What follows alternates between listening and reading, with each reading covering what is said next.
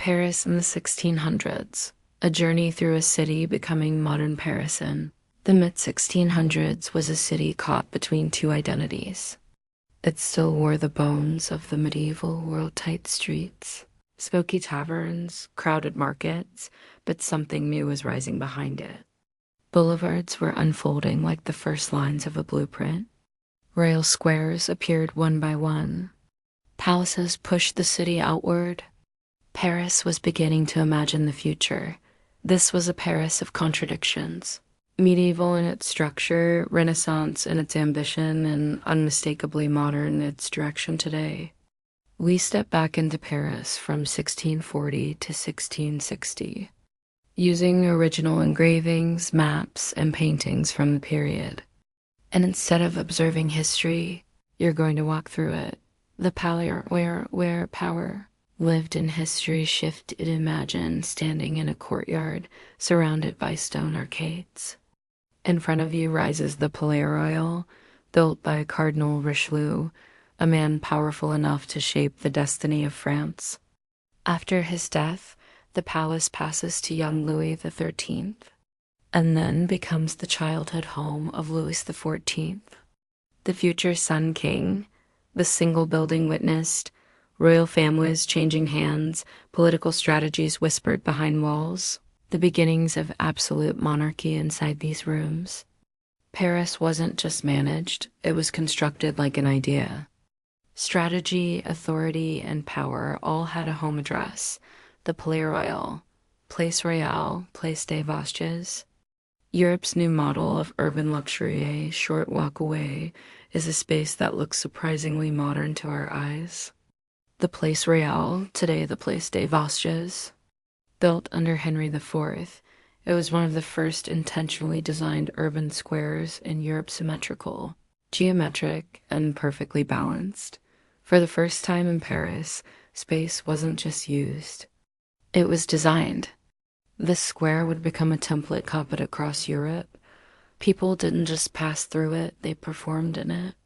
It became a social stage for nobility, merchants, artists, and the growing Parisian elite. Pont Neuf, a bridge, a marketplace, a theater of everyday life next. We moved toward the Pont Neuf in 1660, but to call it a bridge is almost an insult. It was an entire neighborhood floating above the river. Here, Paris lived openly. Merchants selling goods, musicians and street performers entertaining crowds, gossip, romance, arguments, bargains, and laughter, beggars and aristocrats brushing shoulders, and in one moment of spectacle, Louis XIV crossed the bridge in a ceremonial entry transforming a simple crossing into political theater, the Tuileries Palace and gardens, order, geometry, control. We approach the Tuileries Palace, a royal residence whose gardens reveal a new philosophy. Designed by André Lentre, the gardens weren't natural, they were controlled. Lentre believed nature should express logic, and so he carved the world like a mathematician. Geometry, symmetry, perspective.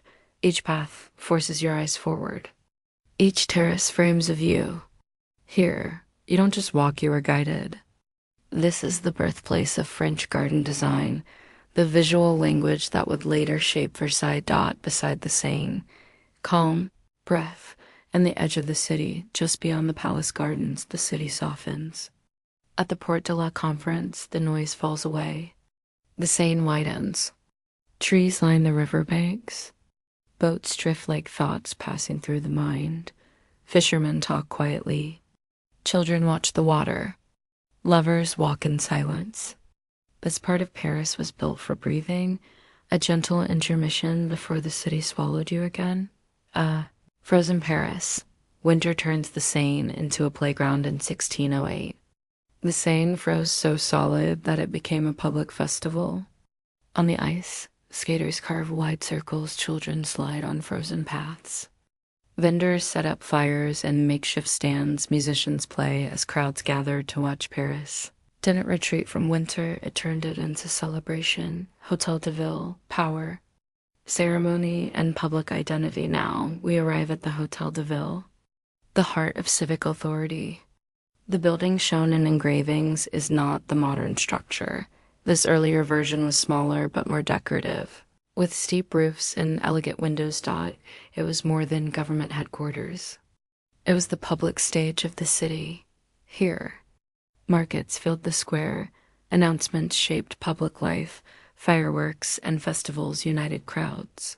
Ordinary citizens felt connected to power if you wanted to feel Paris breathe. You came here, Isle de la Cité. Where Paris was born, we returned to the very center of the city, the Isle de la Cité. This is where Paris began, a cradle of stone surrounded by water. Notre Dame rises above the island, still medieval, untouched by later restorations. No spire, no romanticized Gothic revival. Just stark history. Bridges don't feel like bridges, they feel like streets. Houses stand above the river as if floating. Shops cling to the edges. It feels impossible, like the city is trying to perch on the water itself. Life on the river worship, and constant motion here. The Seine is never still. Boats arrive with goods. Barges drag cargo. Fishermen kneel with nets. Workers haul barrels ashore. Monks walk in silence from the Augustinian convent, where bells mark the rhythm of the day.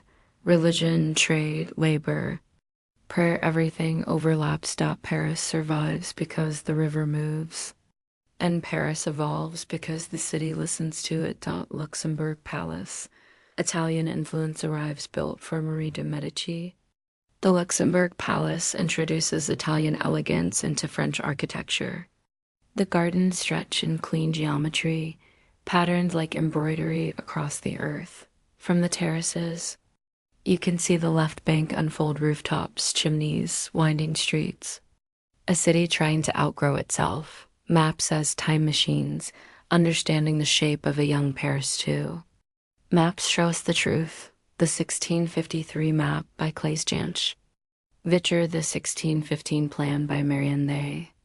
Reveal a city still held by its medieval walls, like a chrysalis that hadn't yet broken open. Paris looks compressed, life stacked on life, people stacked on people. Streets twist like roots, and the Seine bends like a spine. But then the future appears. Long straight avenues. Early boulevards. Planned expansion.